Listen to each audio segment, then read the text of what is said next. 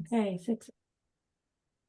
I know that I'm going to record to the cloud. Okay. So welcome. We are Death and the End of Death practice module learners. This is class 1, November 5, 2023. Let's gather our minds here. Please, as we usually do, bring your attention to your breath until you hear from me again.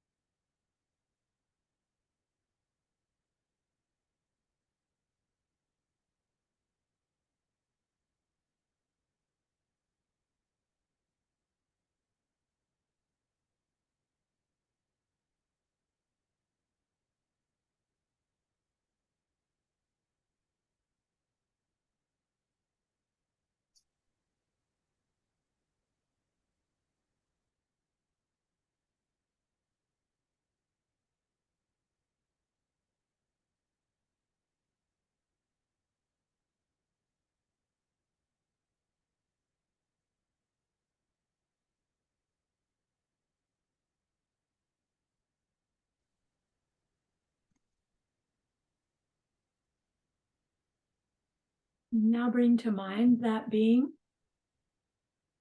who for you is a manifestation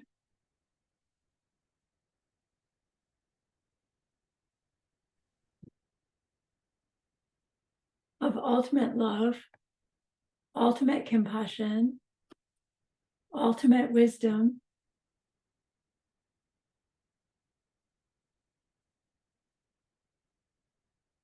and see them there with you.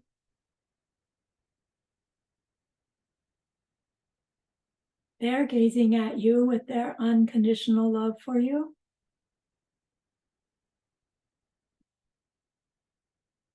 Smiling at you with their holy great compassion.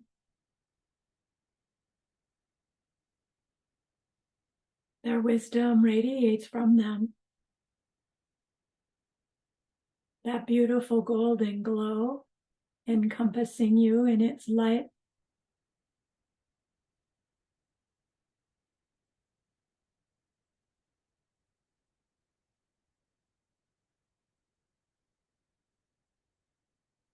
And then we hear them say,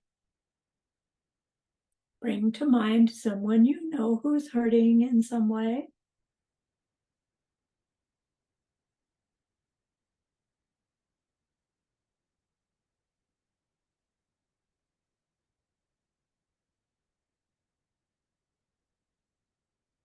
Think about how much you would like to be able to help them.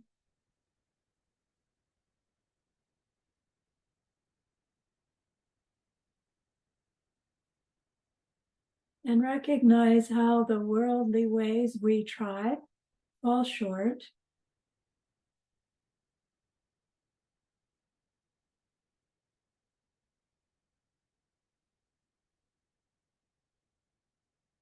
How wonderful it would be if we could also help in some deep and ultimate way, a way through which they would go on to stop their distress forever.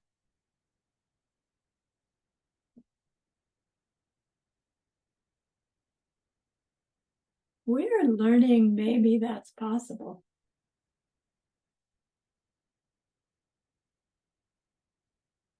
And if it is, would you want to be able to do so.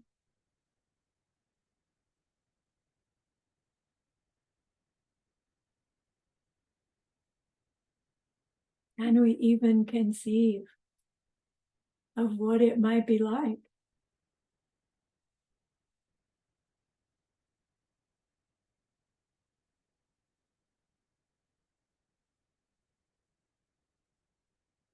Yet deep within us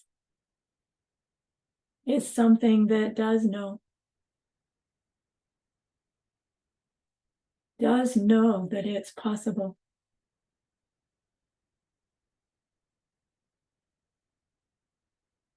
And so invite that little knowing inside you to grow.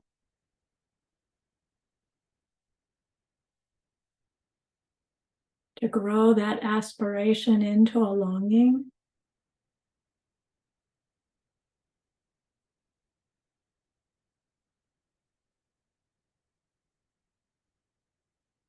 Even into an intention.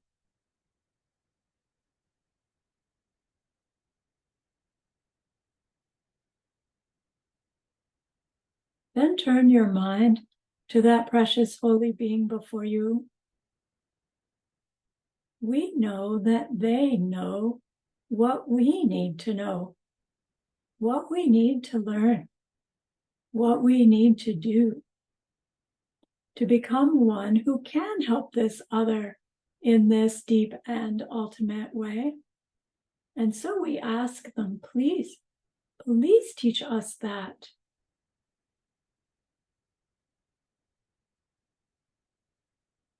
And they are so happy that we've asked. Of course, they agree. Our gratitude arises. We want to offer them something exquisite. And so we think of the perfect world they are teaching us how to create. We imagine we can hold it in our hands, and we offer it to them,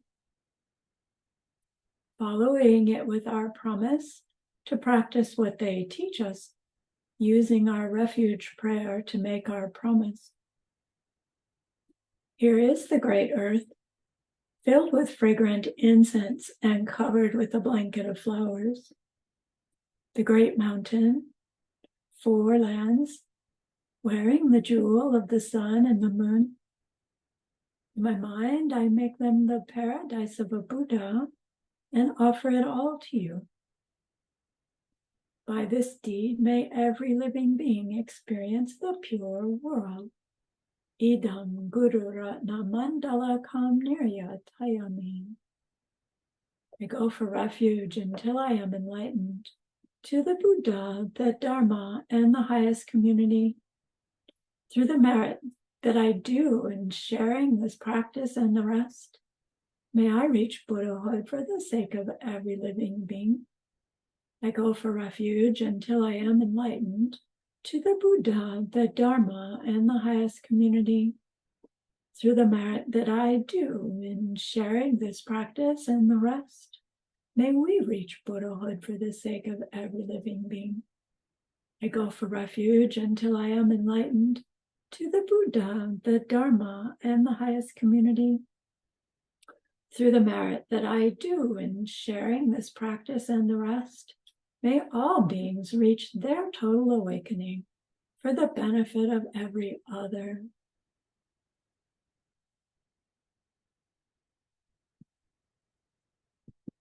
Okay. That's fine, Lisa. Thank you. So this course is one of the several practice modules that Geshe Michael offered throughout the 1990s. And you will be relieved to know that there's no homeworks and quizzes and final exams that are required. There are homeworks if you want to follow along, if you downloaded the materials from the, wherever you got them from.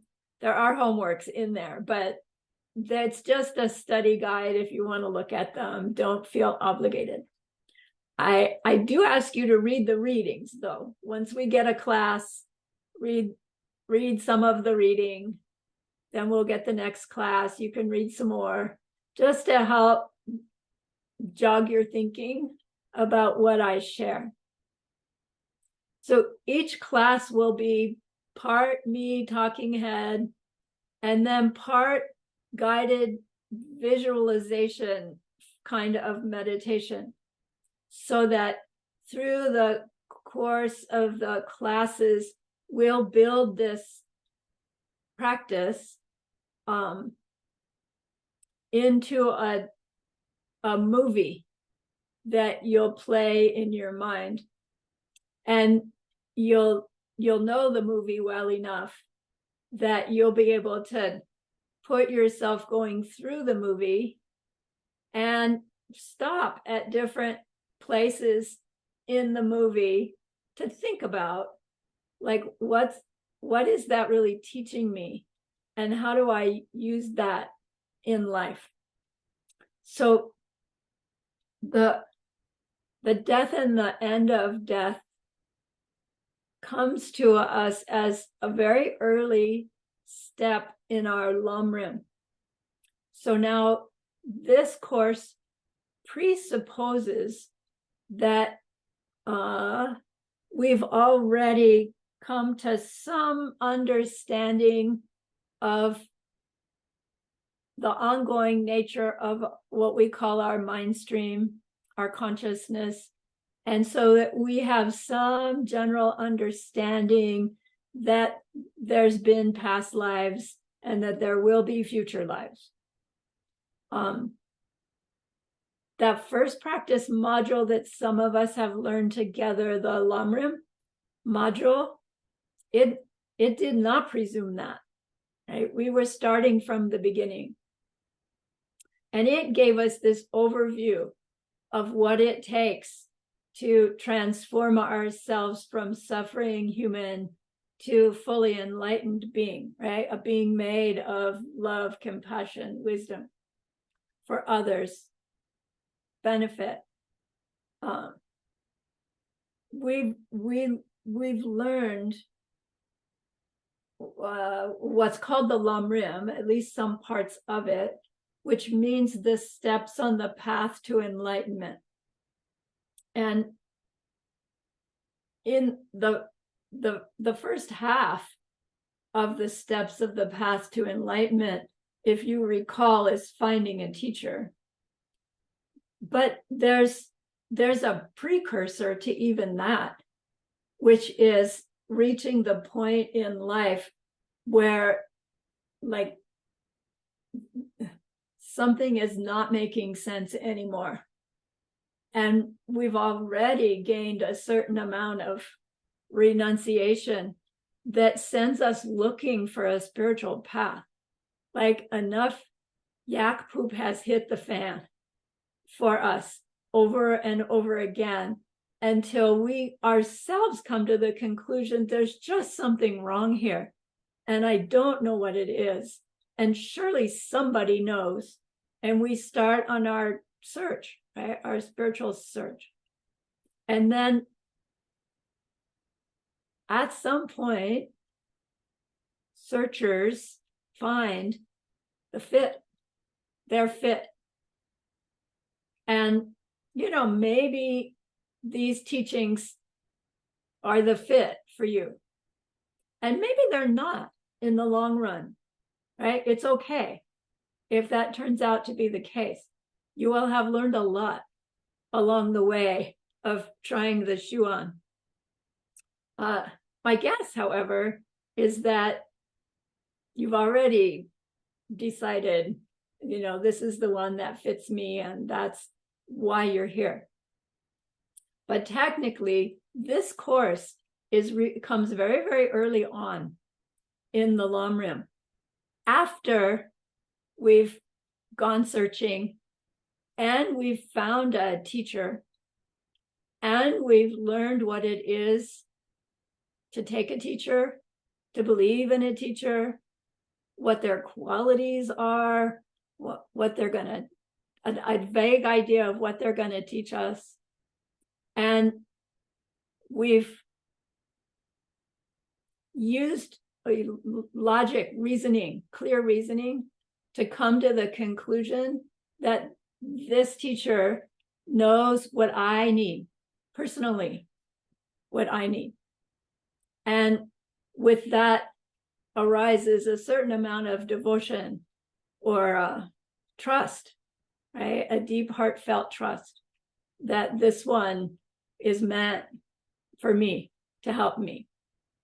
Now, we can have many teachers who teach within a lineage, and they aren't all looking like that one, right? So this course comes in a series of courses that are helping you grow your goodness to meet your heart teacher. And that teacher will take you again through the steps of the Lamrim.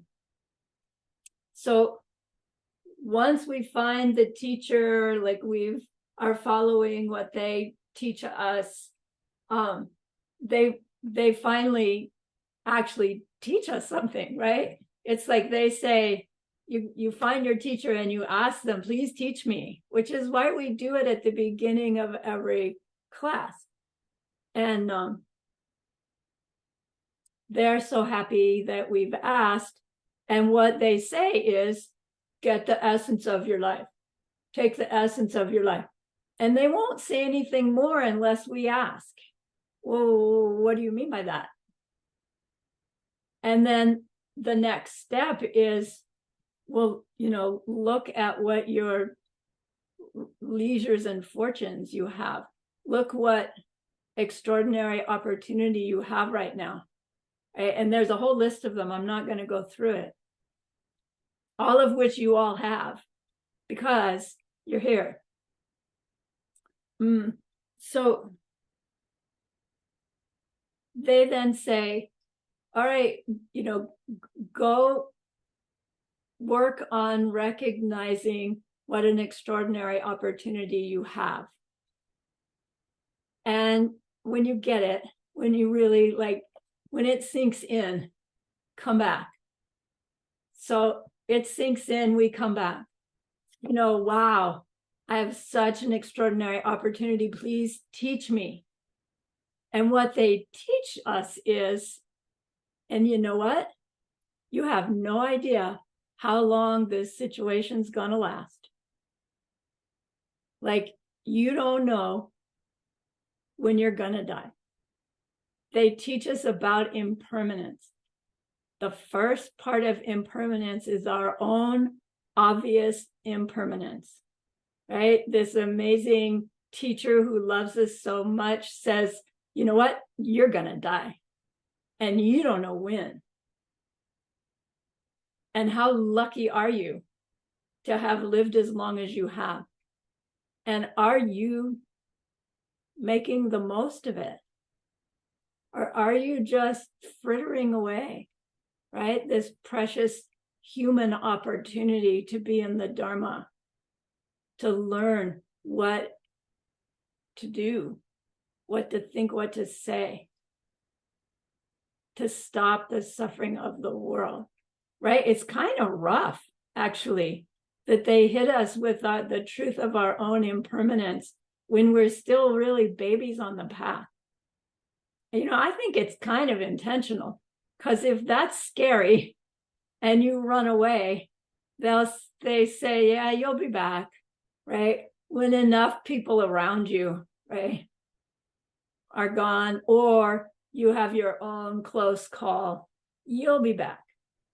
Because without that deep realization, we could go on in these teachings going, yeah, someday. Yeah, someday.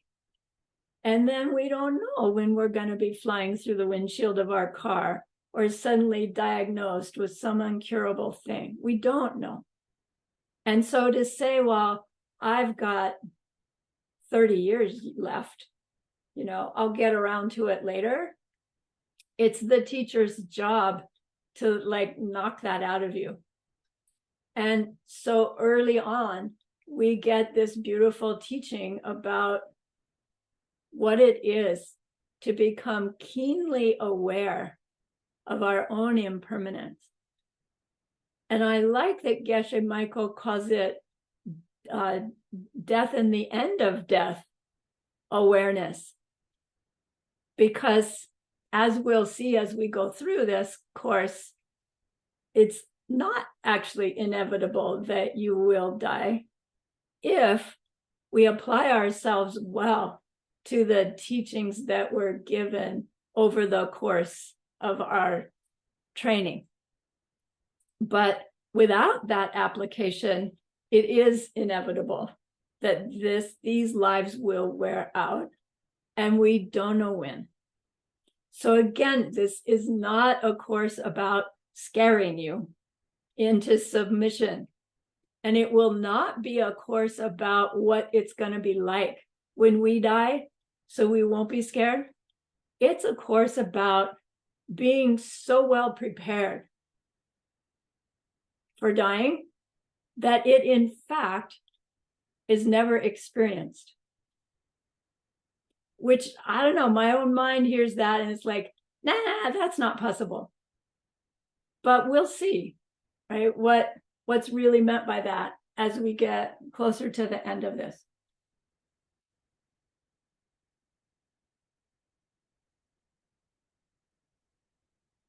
At each level of the Lam Rim, each Lam, we are supposed to practice with it until we gain some realization of it, some experience that for us makes that message real. Shifts from something we heard the teacher say to something because of an experience we know to be true. So you're not going to have to die for this one for you to know it to be true. And that's the whole point of death and the end of death. It's about growing this clear awareness of the fleeting nature of these beings that we are. And then the ramifications of that understanding show up in our behavior, our choices of behavior. So this particular teaching comes to us from our hero, Jetsun-Kappa, 1357 to 1419. It, from his text, the Lamrim Chenmo, the great something on the path to enlightenment. I'm blanking out. This practice has it has three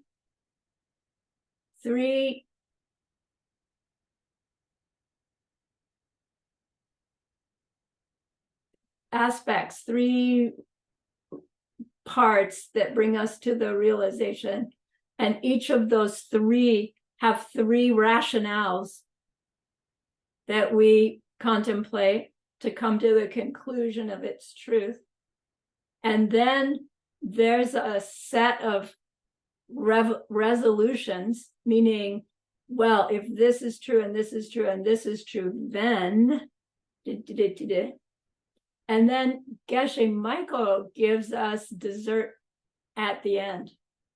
That is partly why this is my favorite thing to share, is because of the twist that comes at the end. So that's all I'm going to say about it. You have to stick around to get it.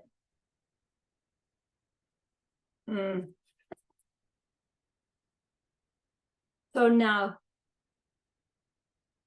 my teacher insists that in order to reach meditative realizations, we need to be able to meditate at a certain concentration level, a certain platform of mental concentration. And in order to reach that level, we need to be training our meditation muscle an hour a day. It doesn't mean you're at that meditation level for an hour a day. It means you're training such that, when circumstances come together for the meditation that's going to give the realization, you actually go into a deeper level of meditation than you usually do. It's like an athlete training. They train much longer and harder so that they can put out their 110 maximum effort during the competition. And the competition is shorter, right, than the training session is generally, except for Shayla's 50-mile race. But still, she trained 150 miles a month in order to race 50 miles. So meditation is the same.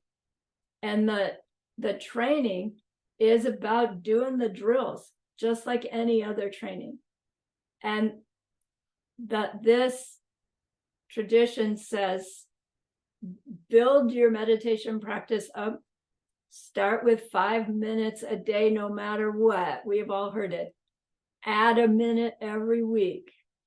In a year, you're meditating for almost an hour, and everything about your life has adjusted by 1 minute a week. Come on, how hard is that? And then they say, in that time that you're actually meditating, split it into 3. Actually, there's 4 because your preliminaries don't count. You do those first, and then you start your actual timer for meditation. And split that meditation time into 3. The first third, you've got your amazing holy angel being in front of you, and you're thinking about their amazing qualities. It doesn't sound like a single-pointed meditation, but you're just talking to yourself about how wonderful they are. And when your mind goes off, you bring it back. And when you get dull and sleepy, you brighten it up. Right? We'll learn that next course. So if you're meditating for 15 minutes, 5 minutes on your holy being, then 5 minutes where you park yourself on one of their extraordinary qualities. And you zero in on that one. And just feel your admiration, your aspiration to be like that. Again, checking on or off, agitated, dull. And then the third one is you do some kind of analysis. And that can be a review, or it can be a logic argument about some topic or about that holy being, in which you're analyzing, coming to a conclusion, and then parking your attention, your focus of attention on that conclusion until you lose it. And then you go, oh, lost it, go back, analyze again, catch it, park, until your timer goes off. And then you do your closing the way we usually do in class. And slowly these 3 will, weave themselves together into a system of meditating that you can then apply to other objects of focus. So this particular practice that we're going to learn, the thing that you will analyze or review will be these different steps of the meditation that we're going to learn. These 3 parts with 3 reasonings to the conclusion. And I will guide you through the visualization. And what we talk about in learning it is how to be thinking it through, applying your own reasoning for, do I believe it or not? You know, how have I seen that show up in my life? So we'll learn all of that.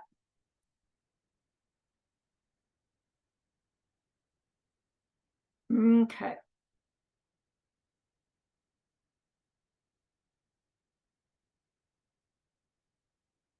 So again, I'm presupposing that you have some belief in past and future lives, some understanding of karma and emptiness.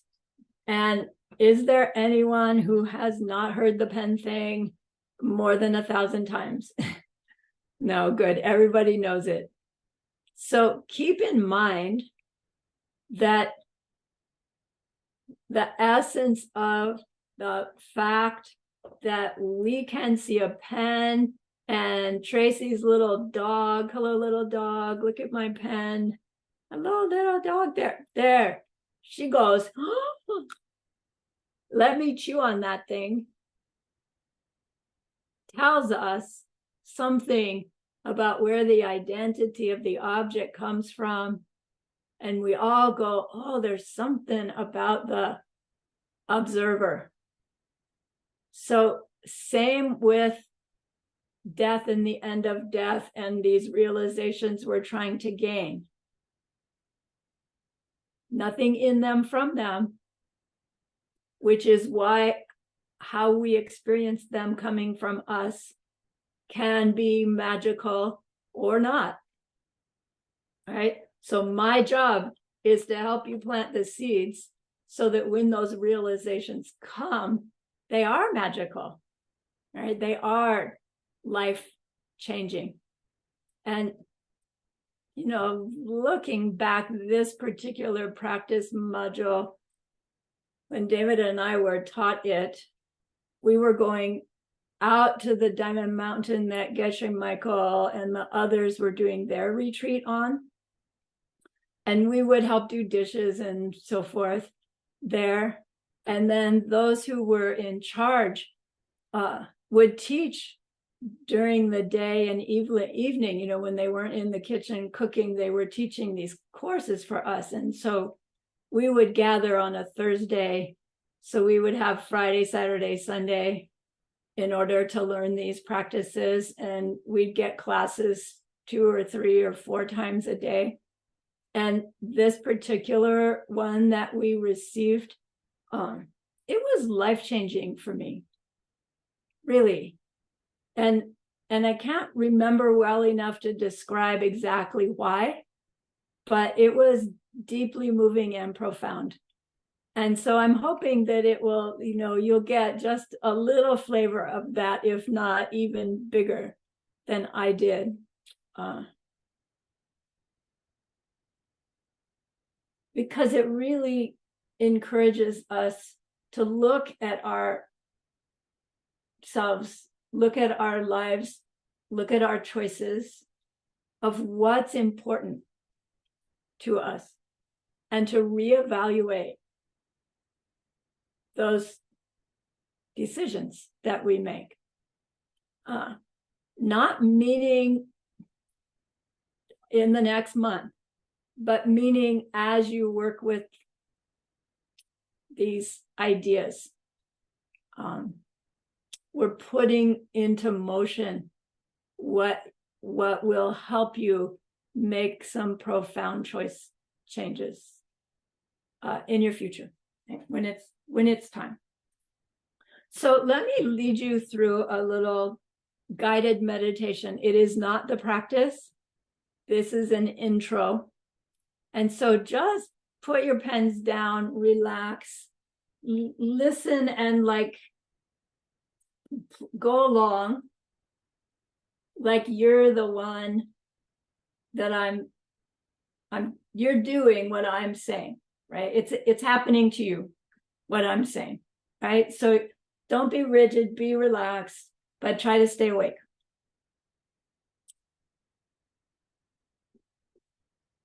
So imagine you are 16 or 17 years old and you're traveling by yourself, maybe for the first time.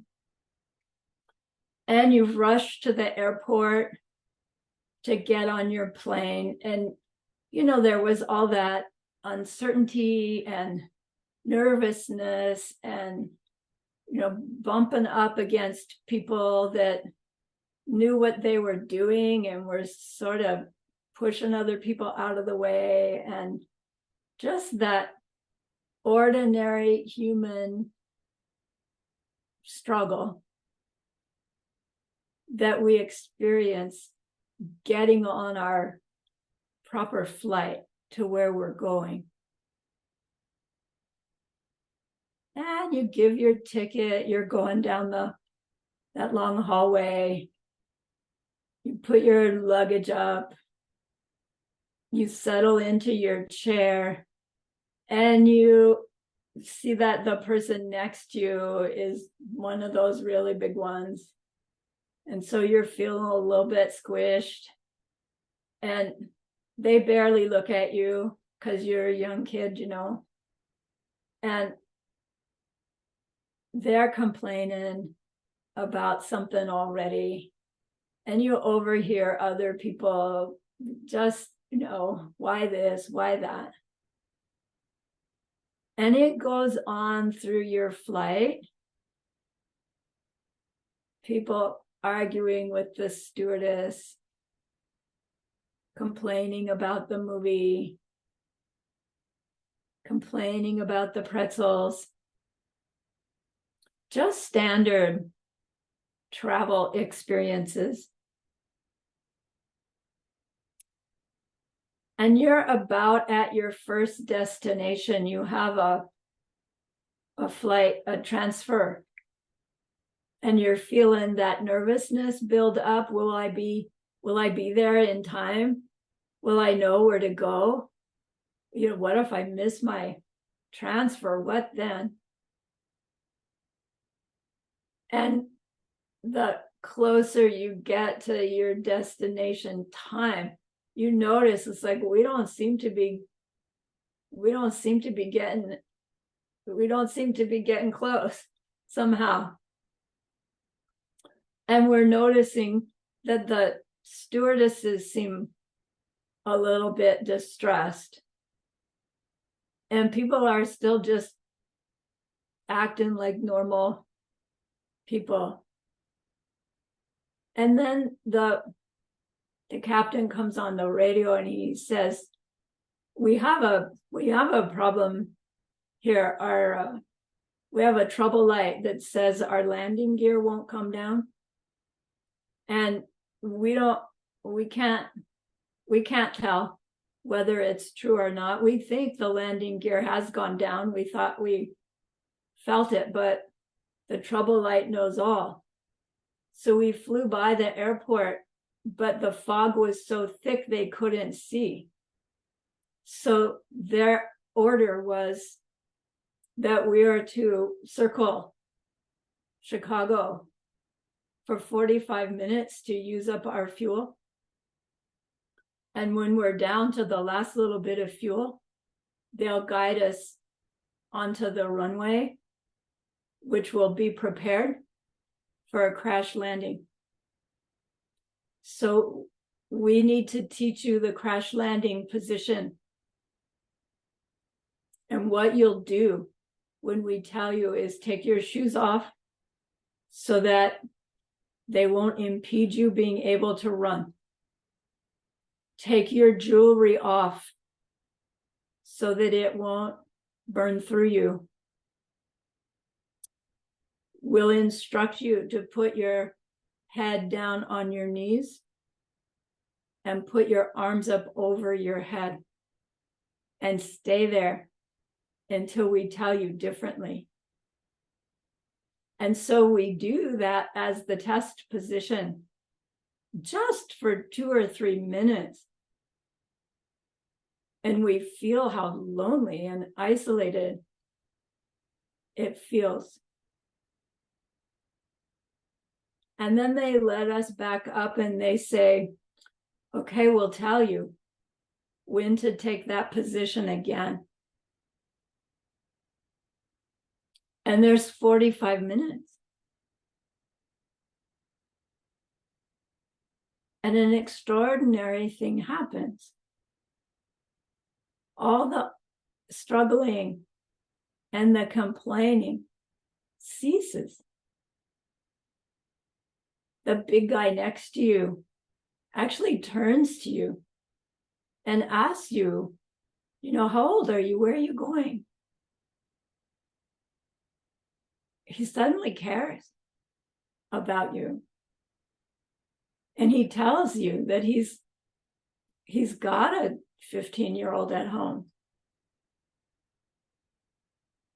And you feel for him that what he must be feeling.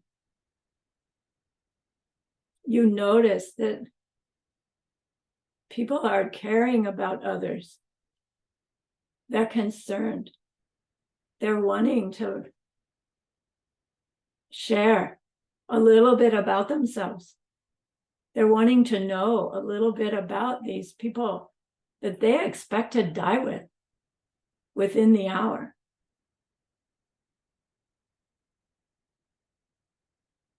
The airplane's full of love and concern.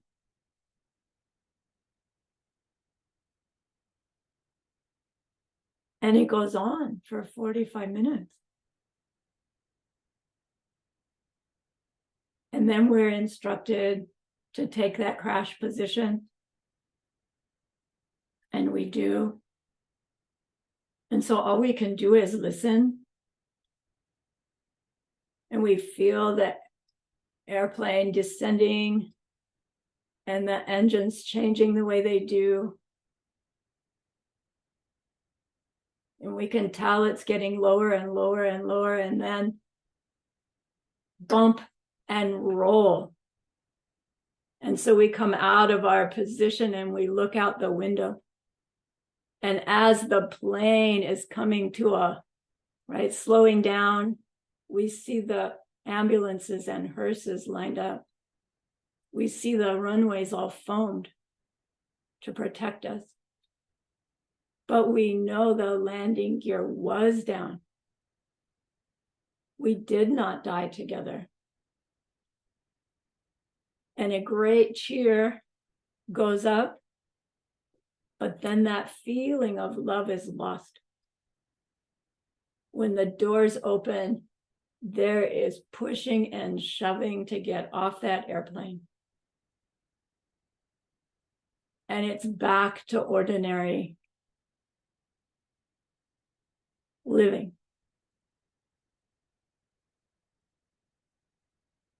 And same for you. But now you've had this extraordinary realization of what it is to be close to dying, what it is to be with others who believe they're close to dying, and what is within the hearts of those beings that comes out when the time is right. So let that go, come back to your room.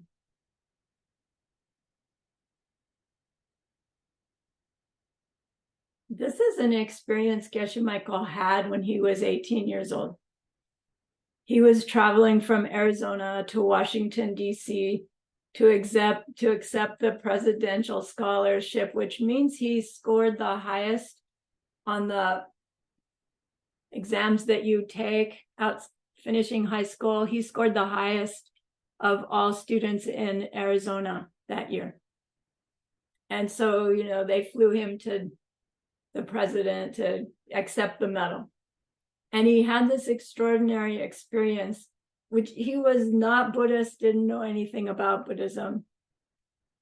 But he says that was the best death meditation he's ever had before or since. And he was still saying that 20, 30 years later. I predict he would still say it now. because it was so experiential.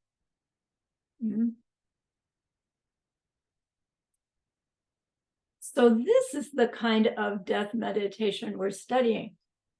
One that leaves you caring about others more, concerned about others more, not, oh no, what's going to happen to me? Lama Tsongkhapa says, in fact, that kind of death meditation, oh no, what's it going to be like? Oh, we don't need to study that. We don't need to practice that. That will come naturally. We'll be scared. We'll want to avoid the pain.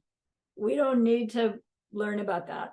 We all know we've done it many times before, which they say is why we are so ingrained to fight against it, because we've done it mistakenly before, which means it's been a terrible experience with a terrible outcome.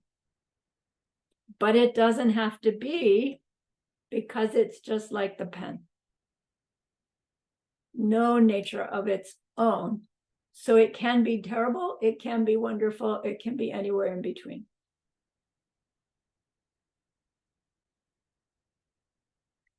What it is for any of us is a result of karmic seeds ripening 65 per instant.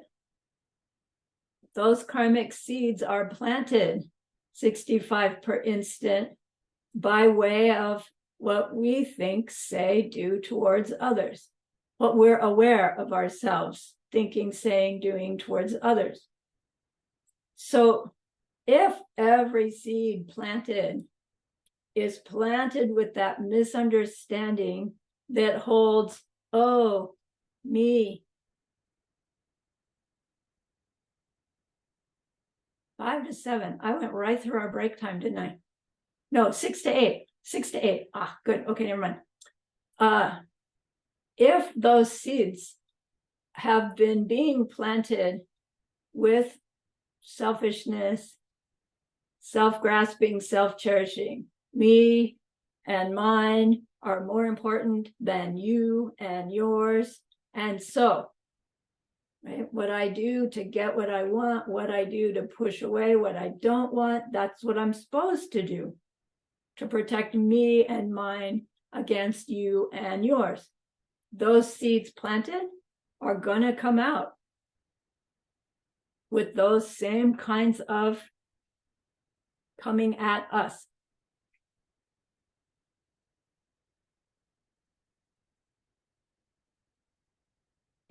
It would be really difficult if in the last hours or weeks or months or even, a year of knowing when we're going to die, that we're going to die, it would be very difficult to change our behavior enough to override eons of wrongly planted seeds, to be able to affect the ones that are going to ripen as me dying and moving on. Is it impossible? No. Is it unlikely? Yes. And there are practices where, the Lama comes to town and they give us a poa, a practice of transferring our consciousness, and they go, okay, now practice it and you'll be ready to die. And those practices do work, but only when we are practicing them regularly and using them to choose our behaviors differently under the guidance of the teacher who gave us the poa. And this class course is not a poa, but it will give you the tools to plant your seeds differently. And that's what makes poa work anyway. And you won't even need a poa, because you will have been planting your seeds differently that when they ripen as a whole different experience of what we call the end of me and mine.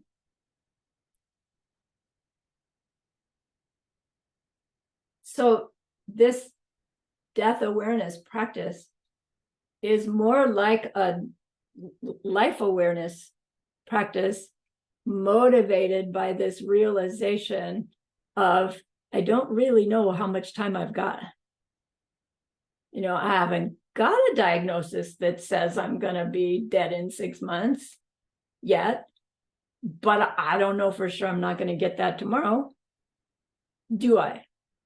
Well, it hasn't happened yet, and I'm almost 70 years old, so I think I'm good to go. Oops, right? I know a lot of people who didn't make it to 70. I know a lot of people who are still going strong at 98. But which one am I going to be? So,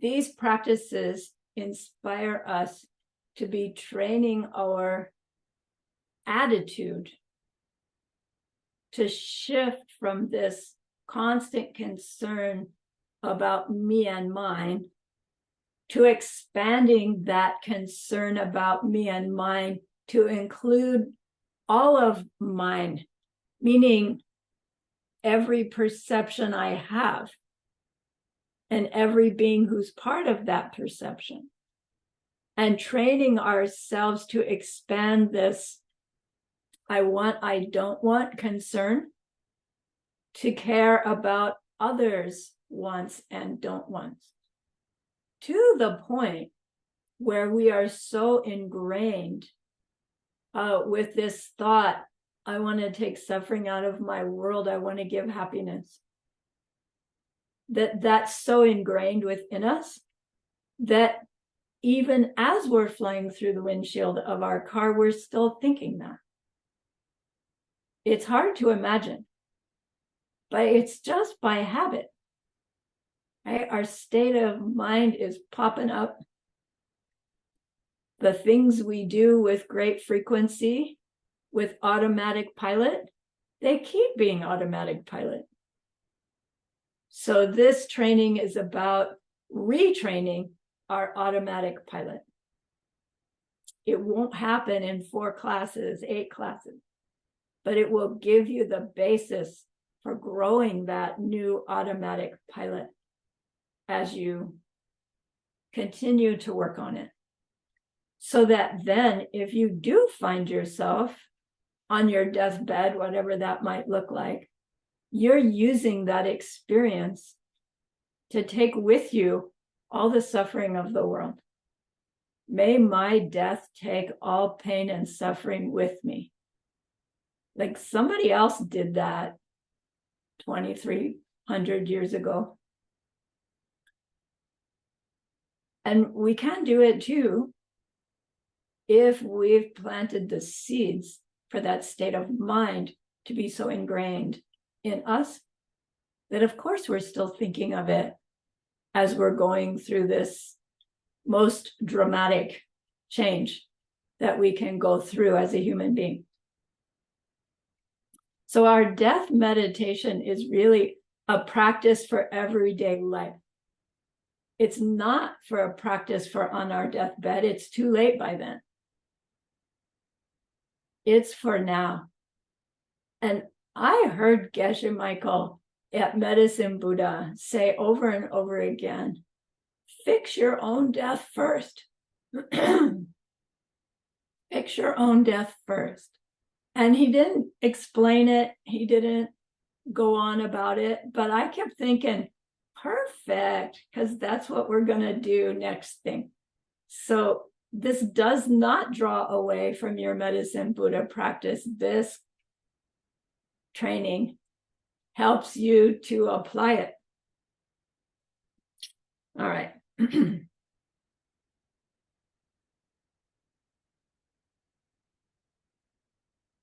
When we apply our realizations from our death meditation to life, well, we actually won't ever reach that experience of having that pain and suffering that happens at death ordinarily. We will have transformed it. Does it mean this body lives forever? I hope not, right? I'm pretty fed up with it. But the me experiences the end of this thing in a different way that you could even call as not the end of this thing. It's rather the transformation of this thing. And again, this practice doesn't take us all the way there, but it helps us build the foundation that will carry us through the realizations that will bring us to that place of total transformation.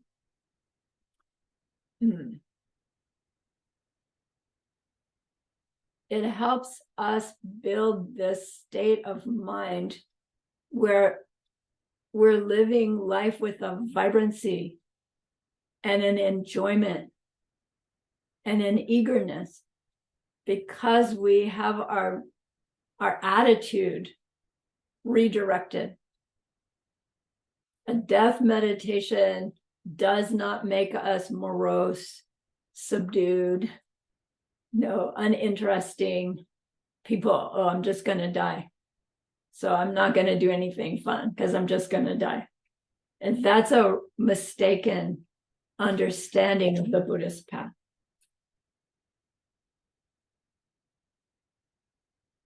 All right, let's take our break now.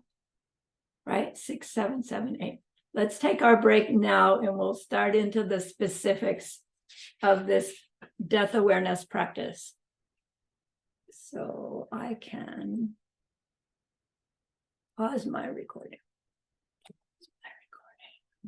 I'm paused.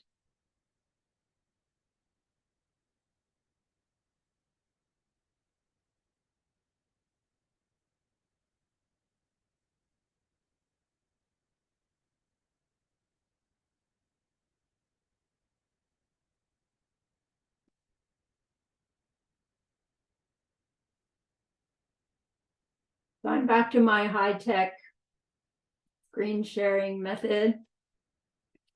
These are the 4. This is Lama Tsongkhapa's outline of a proper death awareness practice. So I'm going to give you all 4, and then we'll talk about each one.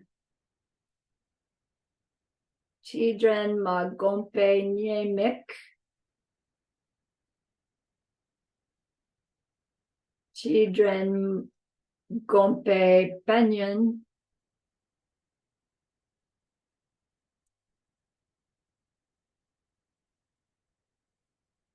Chidren Lo Shitabu Shikepa.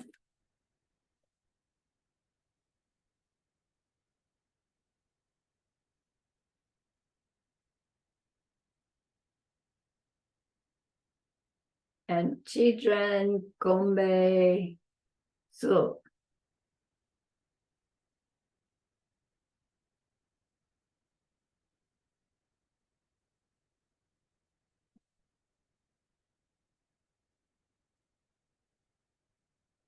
So we see Chidren Gombe several times.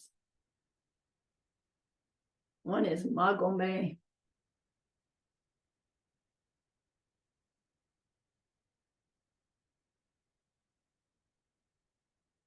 Got it? Everybody have it? Okay. You know the term Drempa. Drempa from the meditation module that you haven't taken yet.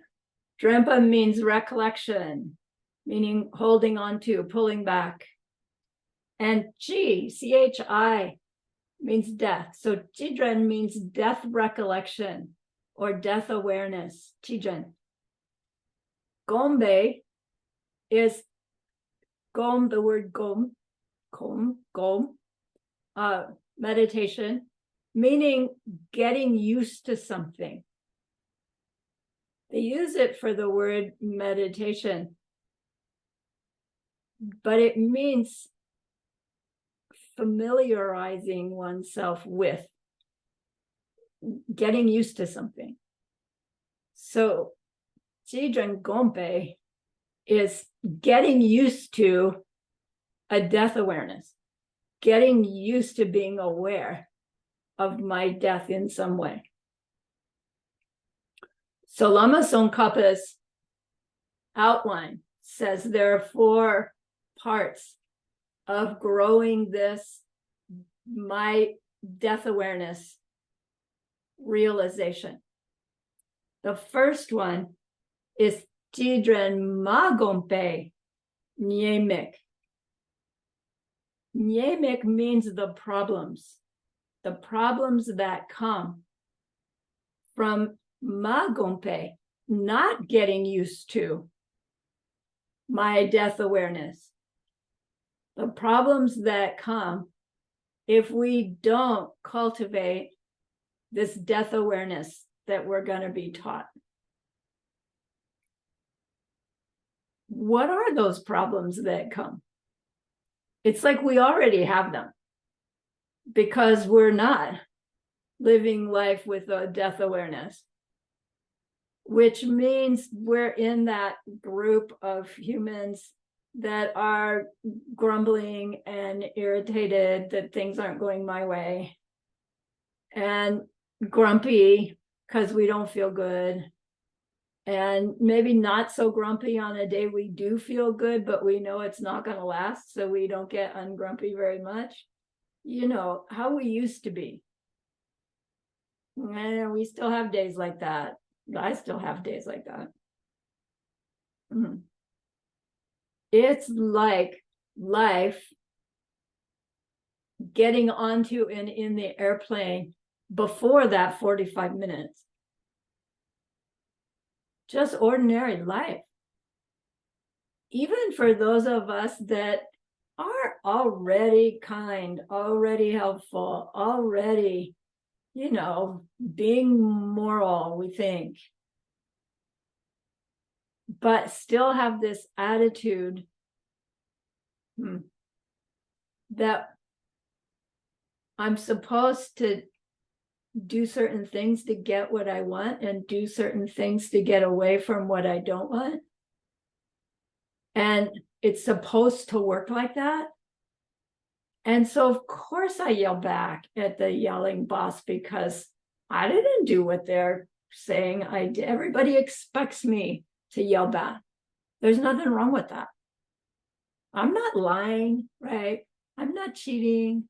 I'm not going to kill him. I just, you know, right? But when we know the pattern, it's like, no, you don't do that. Hey, you might as well just, I don't know, jump off a cliff, you know, because you're killing yourself by yelling back in the long run, because we're letting our ignorance run the show, run our decisions. So life just goes on. Without a good death awareness practice, life just goes on as decent human beings. And what happens to decent human beings? They die. If they live long enough, they usually get old and grumpy and mean and then die. Maybe it's better to die before you get old and grumpy and meaner. But that's not what we're talking about here. We're talking about changing the whole experience, the whole process. So not meditating on death hurts us in 2 ways, says Lama Tsongkhapa. It hurts us now because we continue to go on in this state of constant discontent, always wanting more. And it hurts us later because our worldly efforts to stop the discontent makes karmic imprints that in the long run bring worse discontent in the future. And then we die, and we will have missed the opportunity of this human life to transform that whole process. The human life, regardless of the being, to have a human life means we have all the things that are necessary to apply ourselves to practices that through which we could transform that body in that very life. How many do it? Don't know. Have we ever seen anybody do it? I don't know about you, but I haven't directly seen. Does that mean it's not possible? To the puppy, pens are impossibilities. So don't say impossible. But without this realization of our death awareness, it will be impossible, because we'll just go on in the same old way that makes our reality the same old way, that will bring this life to an end in the same old way. We have to do something differently. Think, say, act differently.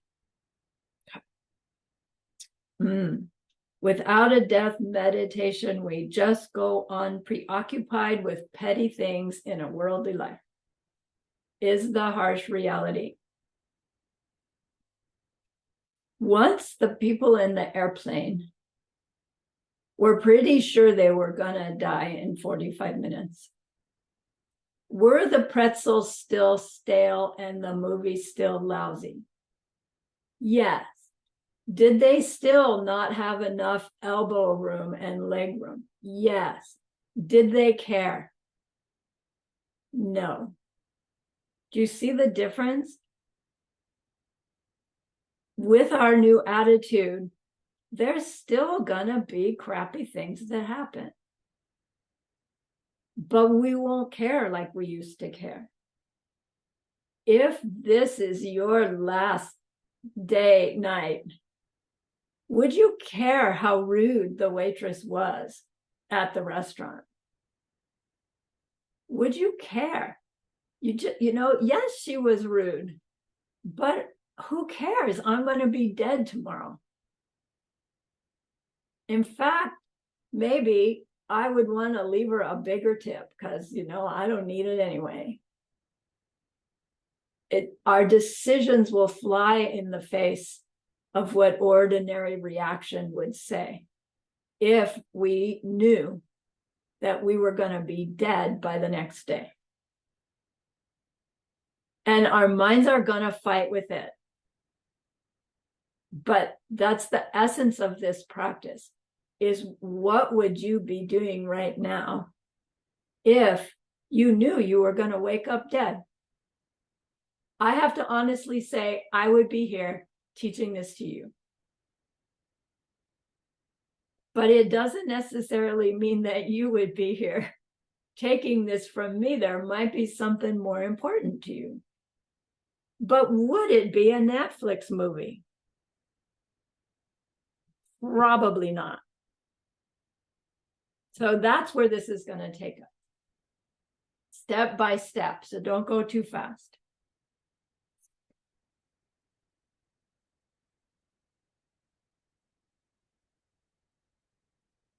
Second step. So that first one is the problems that come if we don't cultivate a death awareness practice. We just go on the same old way. Second one, Chidren Gombe Penyon. Penyon means the advantages. So death awareness, get used to it advantages. step. Considering the benefits of meditating on our death awareness, cultivating a death awareness.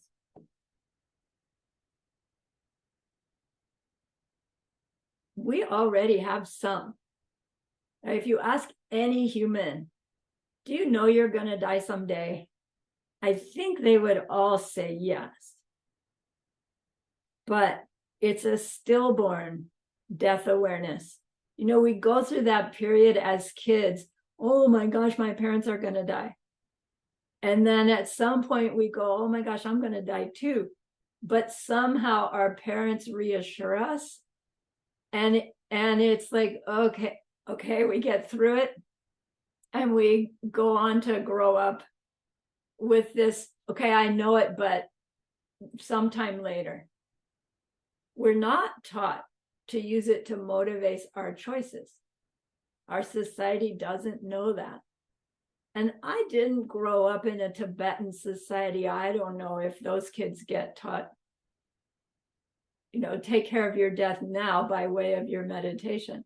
I'm going to guess maybe not.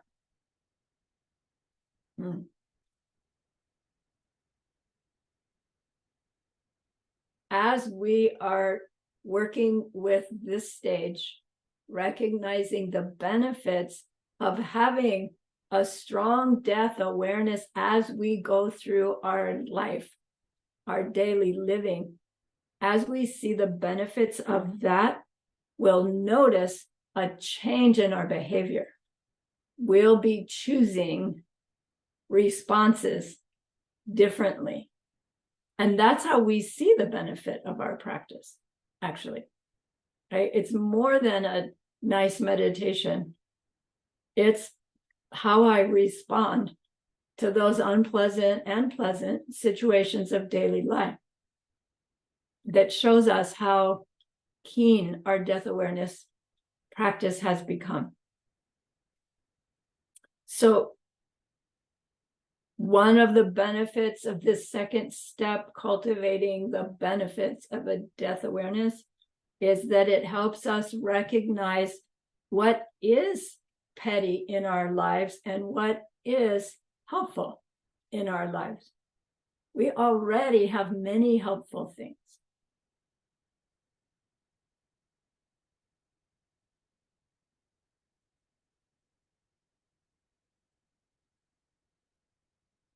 That idea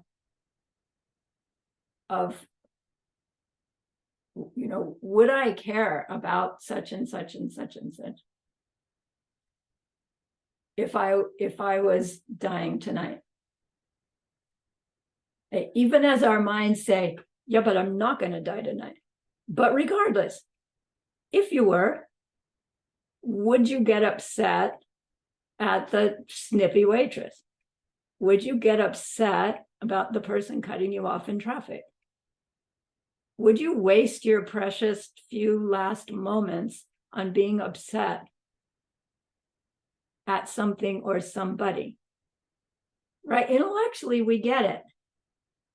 When we get it here, it won't be a struggle to not get upset at being cut off, or, you know, choose your favorite, what makes you upset.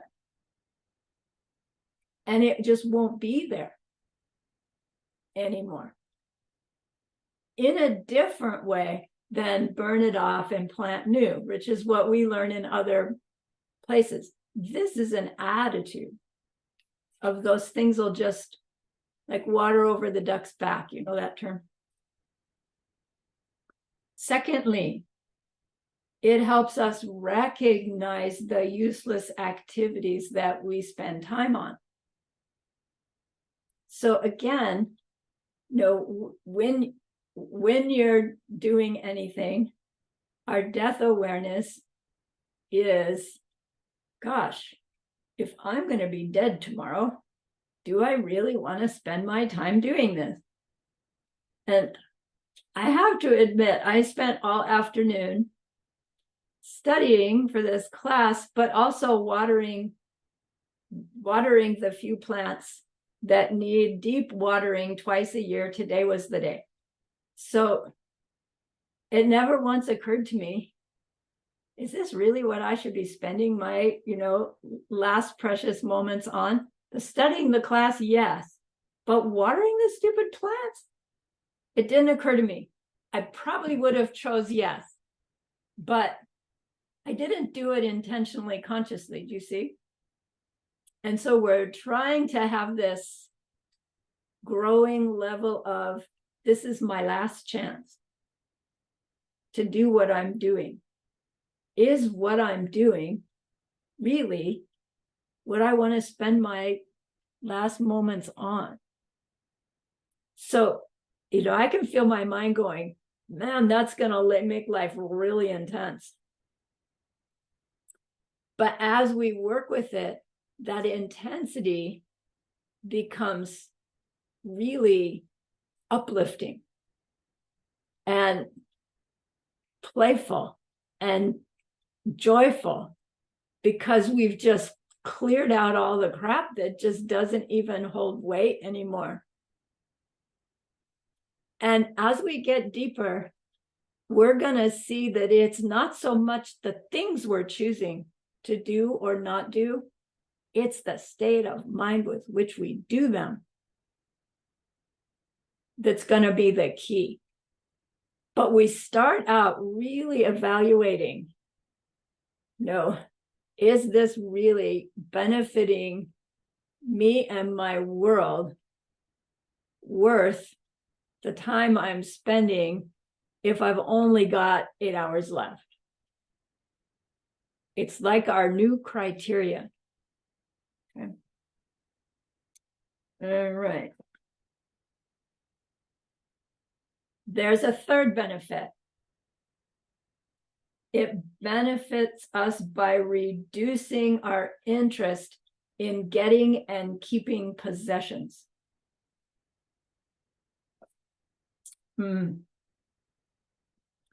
All the things that we own take up space in our minds. And they all inhibit a bit our ability to concentrate deeply enough to see emptiness directly, technically. Not meaning go through your house and throw everything away. But as our death awareness state of mind grows, our interest in gaining and keeping and holding, the me and mine, shifts to where, you have stuff,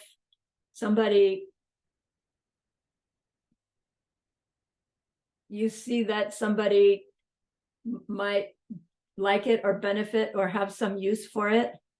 And it's like, here, please. Geshe Michael is so bold. He says, just go through all those knickknacks and throw them all away.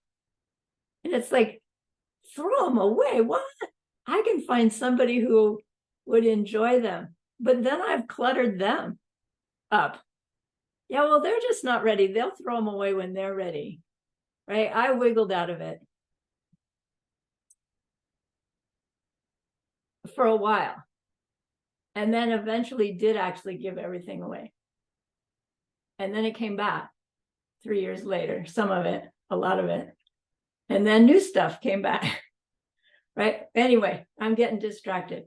You're getting the idea, right? We're looking at things in our life in a different way, a new way.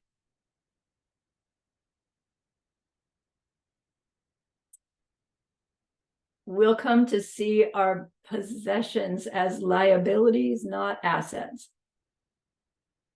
And when we get to that point, it's no effort to give them up. Sumati and I had this beautiful house on 3 acres in Northwest Tucson for 9 or 10 years. And, wildlife and ponds and gardens. And it was just paradise for us. And then we met the Dharma and we were driving out to the desert. And it's like that beautiful house we loved so much became a burden. It was just too much. I couldn't do it anymore. And we came to the same conclusion together. we got to sell this house. We need to move to the other side of Tucson. So we were 45 minutes closer to Diamond Mountain than from where we were. And we just sold it. Right? Take it, somebody. And like looking back, it's like, wow, were we nuts? And at the time, it was like, well, get rid of this thing. So it's a shift, right? Just a shift. It's not a sit down and make the decision and weigh it. It was just like, no more. Then the fourth benefit of a clear death awareness is we do the same thing with our extraneous relationships. Ooh, that doesn't sound like a benefit of death awareness. That sounds a bit harsh. What type of relationships? Extraneous, meaning, you've got that group of friends that meet every Friday at the bar to just, pardon my French, bitch and moan. I mean, I had a women's group and we called it the Bitch and Moan Club because that's what we were supposed to do. Get it all out of your system and the rest of the week, cork it. And then bring it to our group and vomit it out. It was useful in my worldly life, but not once I understood Dharma. It's like, ladies, I love you, but I'm bowing out of this group. That kind of thing. Okay. When our viewpoint changes, if our people can't see our new viewpoint, then respectfully, lovingly bow out.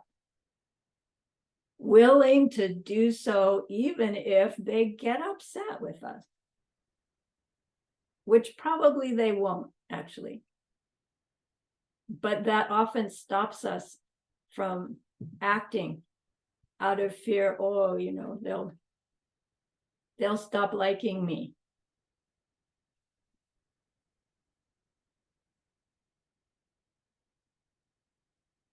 Third step.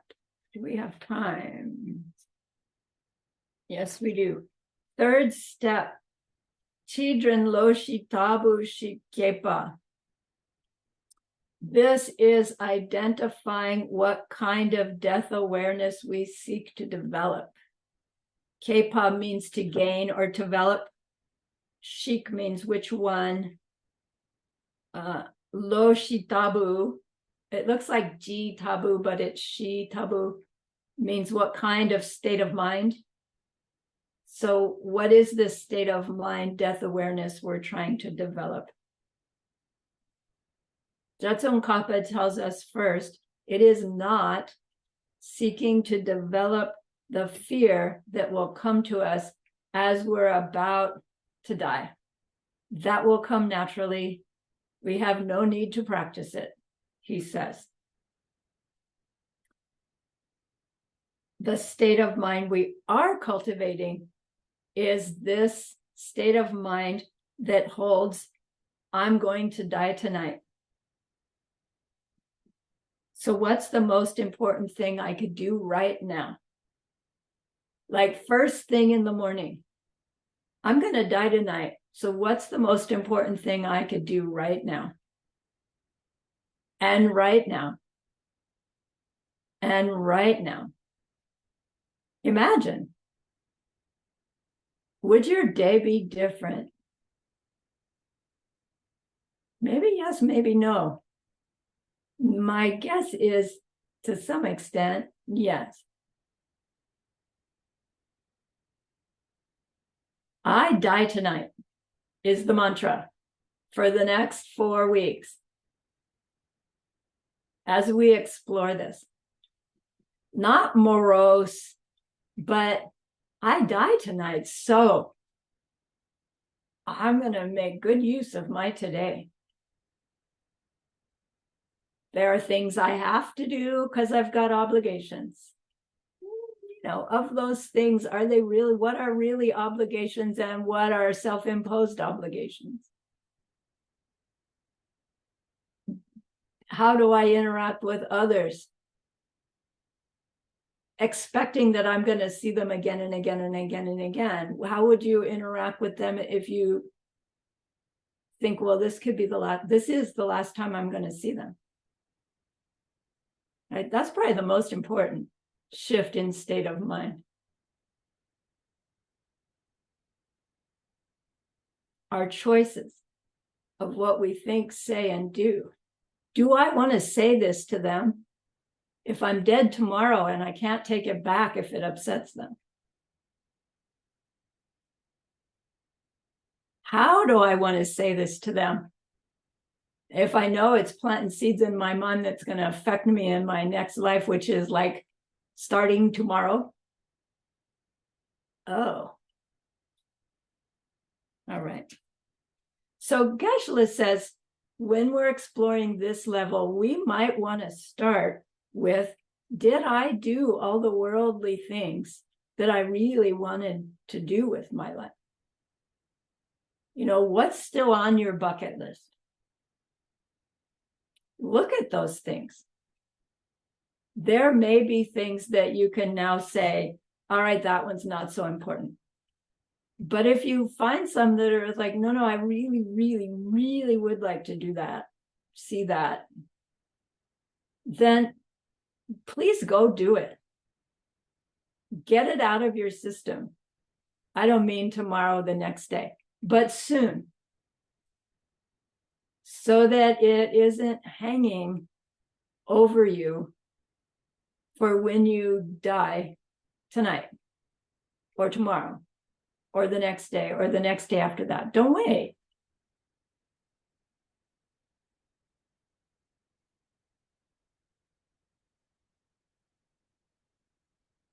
Geshe-la says it may also happen that you end up changing careers. Because as our death awareness practice becomes really keen, if there's a part of us that's thinking, you know, I really don't like what I'm doing, I really would rather be doing such and such, or it would be more useful to the world if I did that, death awareness is going to crank up the power of those choices. Don't quit tomorrow and go bum off your friends. But don't be surprised if a year from now you're doing something completely different and you're feeling really empowered by that new situation. Even if it's maybe not so prestigious, even if it's maybe not so lucrative, but empowering. Don't force it, but we're blocking it with our expectations. And one of those expectations is, I'm going to live long enough, right, for the next better job to come along, or I'm going to live long enough that I'll just get through this and then retire. And it's a false, an expectation that we can't rely upon. Without a death meditation, we die with regret. Now, we've been taught that regret is the only negative virtuous state of mind. And that's true when we're regretting some negative thing that we did. But the regret we're talking about here is, as we're getting closer and closer to our actual death, we're thinking, oh, I regret I didn't take that opportunity, or I regret that I didn't do, say this to my person. Those kinds of regrets are a negative state of mind that is a negative seed that is an influence that we don't want. Living with a strong death awareness, we won't have that kind of regret. We'll reach our death time with this conviction that we were using our lifetime to our highest ability at any moment. There's nothing to regret even if we didn't say such and such to someone, or even if we didn't manage to climb that mountain that we always intended to do. The fourth step is the Chidren Gombe Tso, which is how to actually do the death awareness. And it comes in 3 steps or 3 principles, they're called. And each of the 3 principles has 3 reasonings to apply to come to a realization of the principle. And then those 3 resolutions at the end. We will learn these 3 step by step. We're going to build them, build the 9 steps, and then step into the resolutions, and then the dessert at the end. So let's that's the talking head part of class. The last part is the guided visualization of the first part of this practice. So it's recorded, and we will repeat it multiple times. You know, we'll learn this one in long version, and then we'll shorten it, so it'll get repeated each time. So don't feel like as you're listening to me, your mind's going, I have to remember that, I have to remember that, right? First, it's on the recording. Rashna makes transcripts. Thank you very much. And we'll do it again and again. So let yourself open up to the guidance and the pictures that come to you. Without this, you know, I know my own mind would be going, oh, I have to read that down. And okay, let it pour into you. But wiggle and get refreshed, because my voice becomes monotonous, and it'll put you to sleep if you don't at least start bright.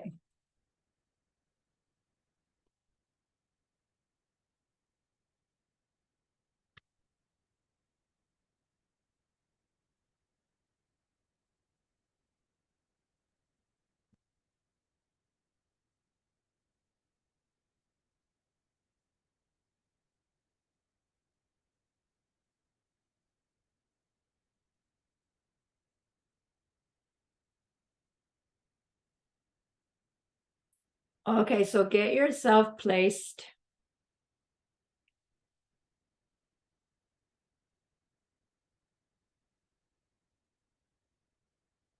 Feel the weight of your body solid on your seat.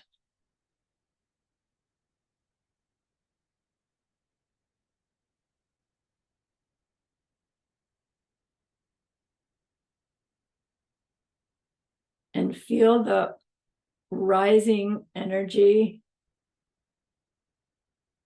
of your mind, eager to learn this practice.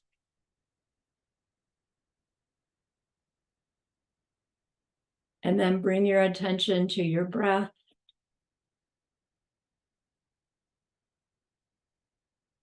To shift the mind into neutral.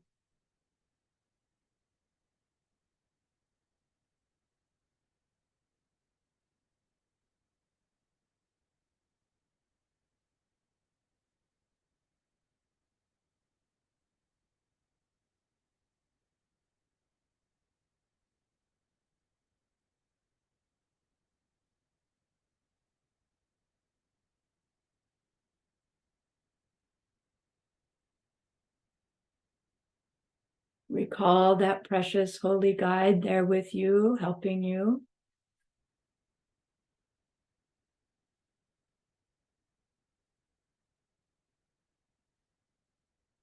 And recall your refuge. How worldly refuges fail.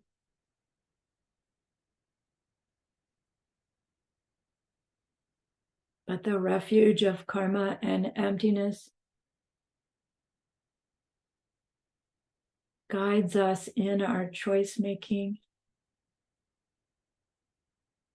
through which we create our future.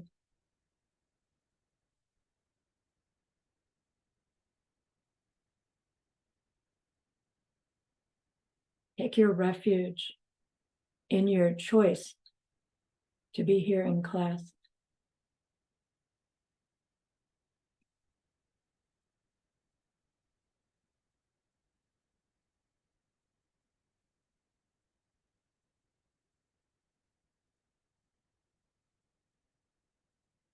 Now shine the light of your bodhicitta.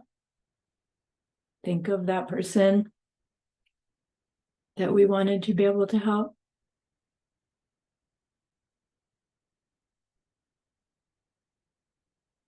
Think of the problem they're having.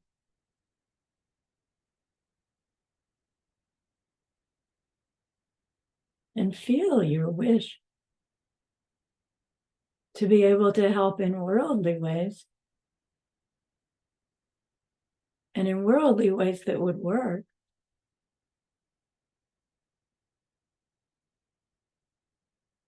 And the wish to be able to help in that ultimate way as well.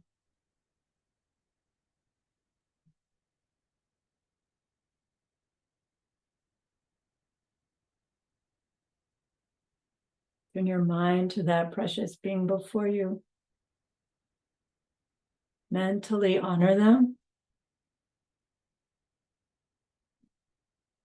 One good quality that you see in them.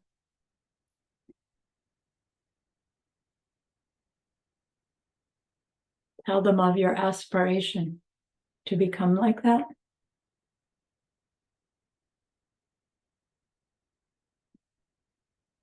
See them smile, and then make them an offering.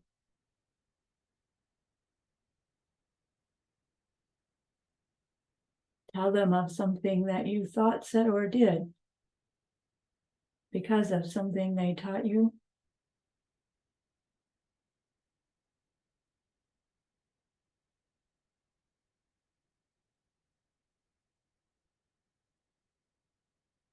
Then clean your mind of some negativity.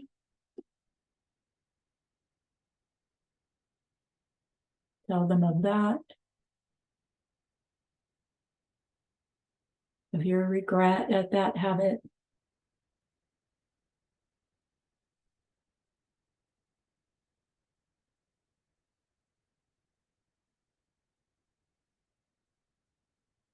Offer this meditation as the antidote. And make your determination not to repeat it in some specific way.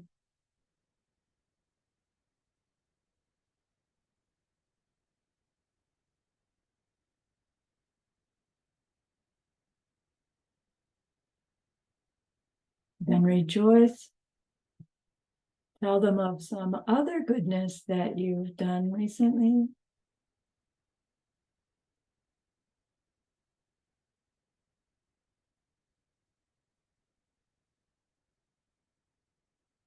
Ask them to please stay close to you.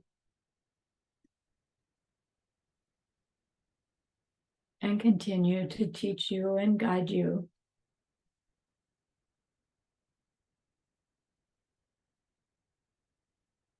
Especially to gain insight into this meditation. So bring your attention back to your breath.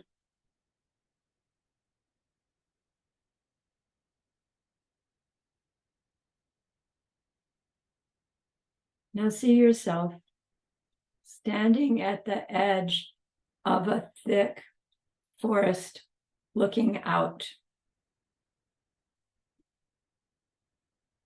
You look across a clearing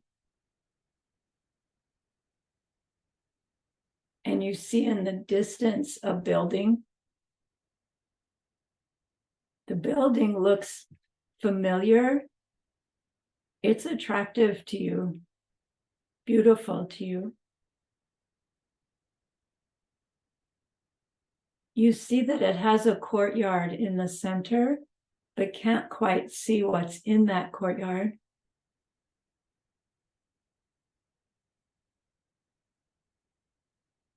You see it has a beautiful flower-filled meadow in front and to the sides. And you see that there's a moat around it, a deep ring of water that protects it, separates it. And you see a bridge that crosses the moat. And on your side of the bridge, there's a table full of food and drink and people milling around it.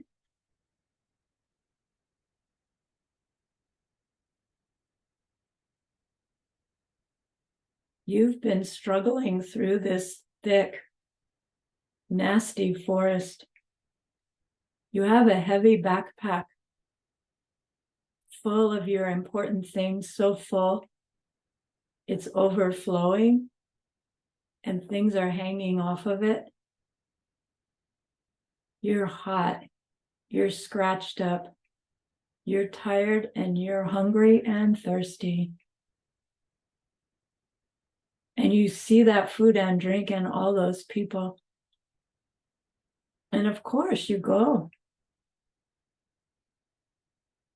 to get some. And as you move through the crowd of people, they're pulling at your backpack, at the stuff in your backpack. They're pushing you away from the food and drink, and you're pushing against them, slapping their hands away, just trying to get some food and drink. This is life as we know it. Ordinary, suffering human beings, struggling against others to get what we want, burdened by the things that we've thought we wanted, we think bring us happiness. And something shifts in our mind. Something's wrong with this picture. I can't do this anymore. And although we didn't get anything to eat or drink, we withdraw from the crowd and move to the foot of the bridge. We step onto the bridge, we walk to its highest point. Standing at the railing, look down at the water. The water's streaming like a river, even though it's a moat.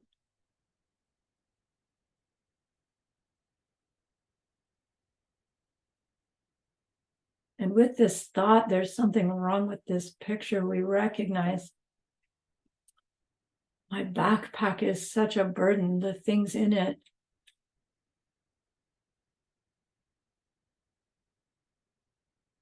And so take a moment and pick 3 of those things in or on your backpack. See how they represent something in life right now that you recognize doesn't serve you in your new path. My flashlight is my People magazine subscription.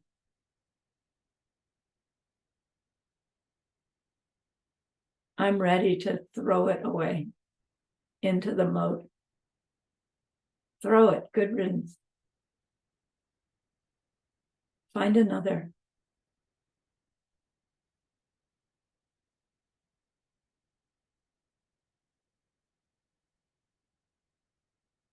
Throw it over.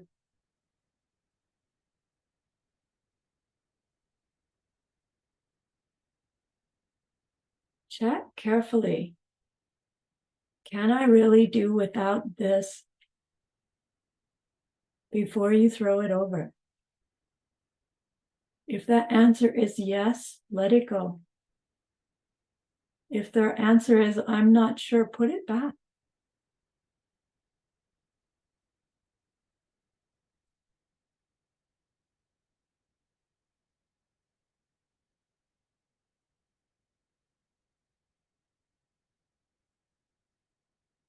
Now move on across the bridge. At the end of the bridge, you suddenly see there's a gauntlet of scary guys, like warriors, huge, muscular.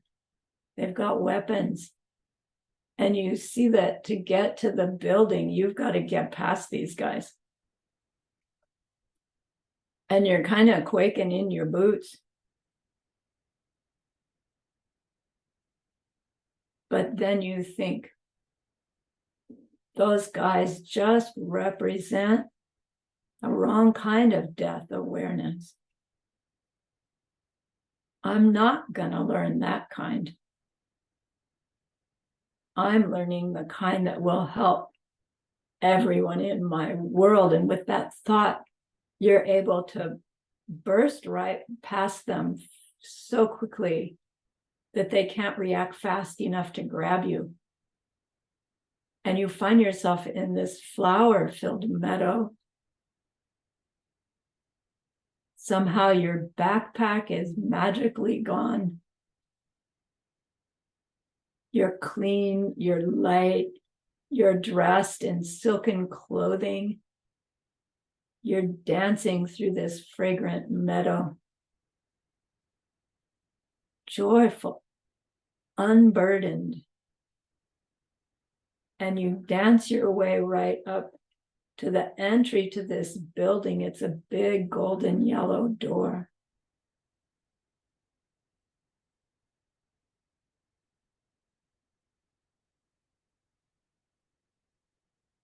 Now turn and look back.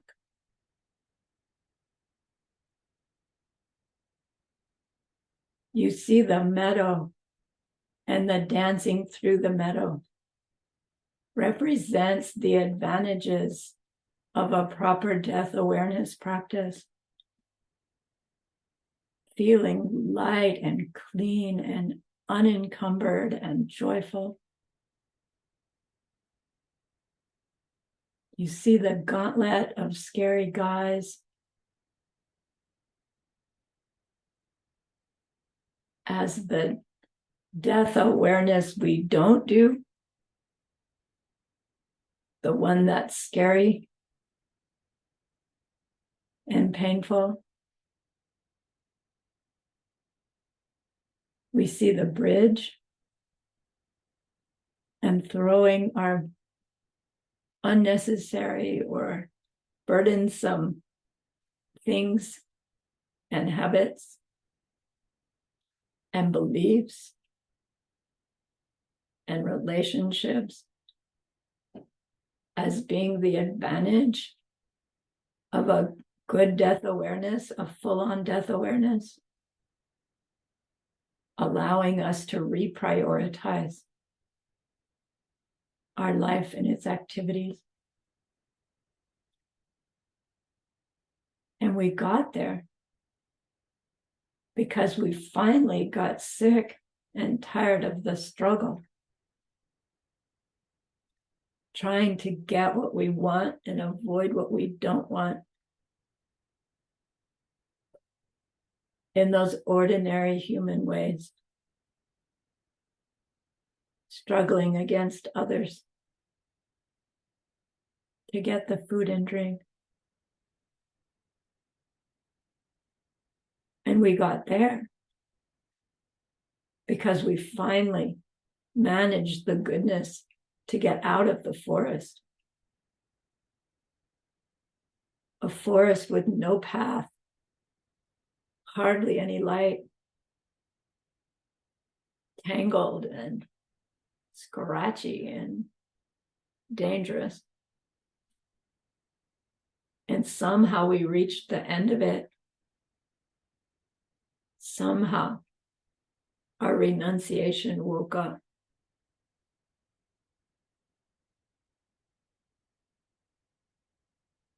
And our ignorance showed itself.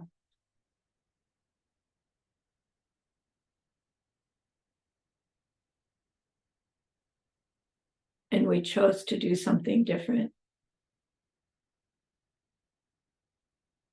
And so we stepped onto the bridge and up.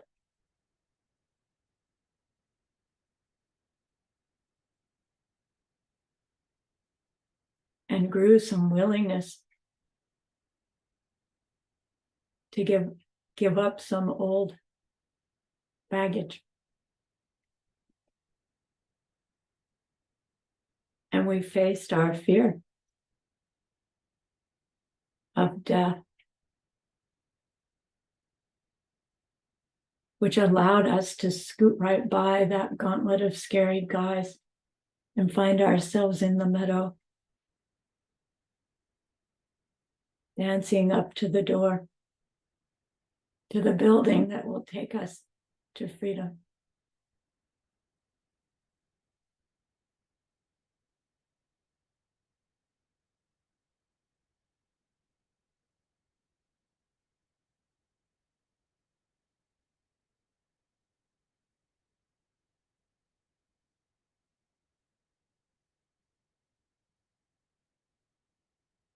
So we'll sit here for 4 minutes.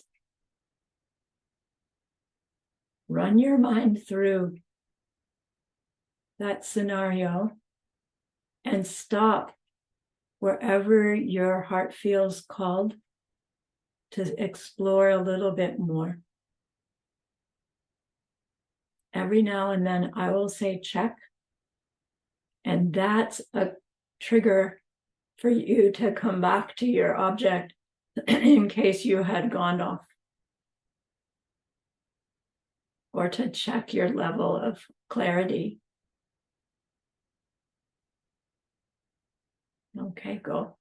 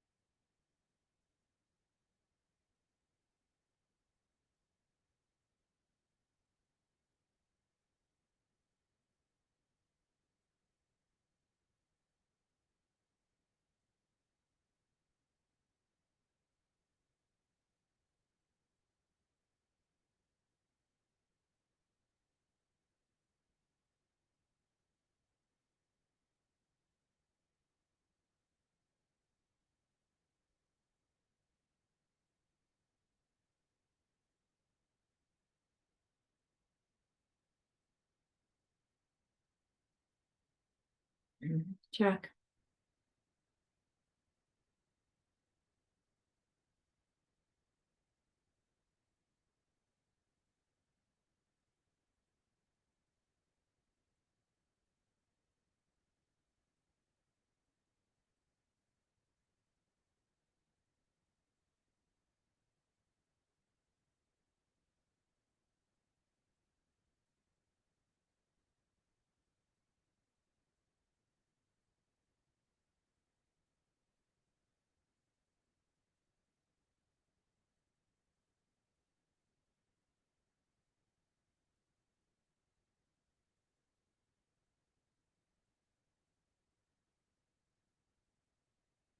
Check.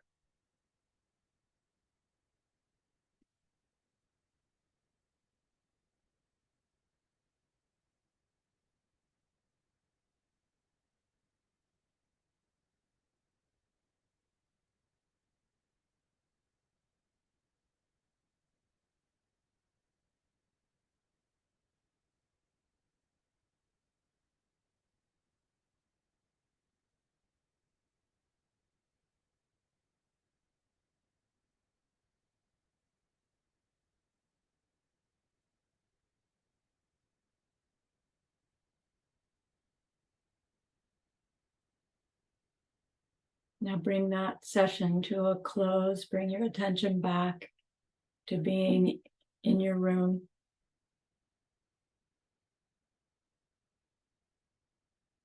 Think of that person that we wanted to be able to help. We've learned something that we will use sooner or later to help them in that deep and ultimate way. And that's an extraordinary goodness. So be happy with yourself. Recall your precious holy guide there with you. See how happy they are with you.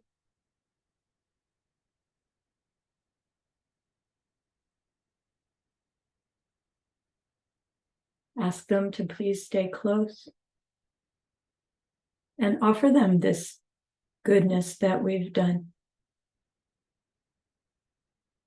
See them accept it and bless it. And they carry it with them right back into your heart.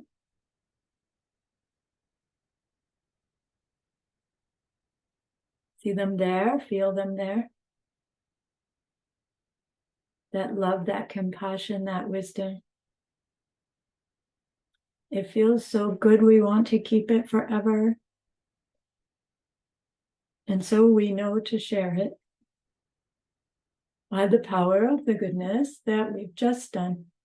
May all beings complete the collection of merit and wisdom, and thus gain the two ultimate bodies that merit and wisdom make. So use those 3 long exhales to share this goodness with that one person, to share it with everyone you love, to share it with every being you've ever seen or heard of. See them all filled with happiness, filled with wisdom. And may it be so.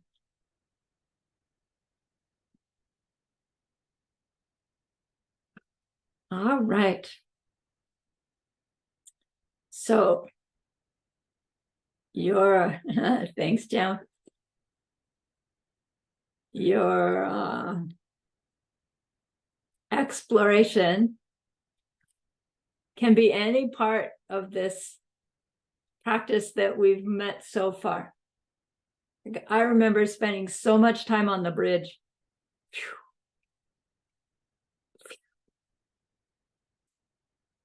Right? Some things went and some things didn't. Don't just dump it all. We're not ready. Okay. But please have fun. Have fun with these ideas. And we'll build on them again on Thursday. Okay. All right. All right. Thank you again so much for the opportunity. Pausing the recording. Stopping recording. Stop recording. Yes.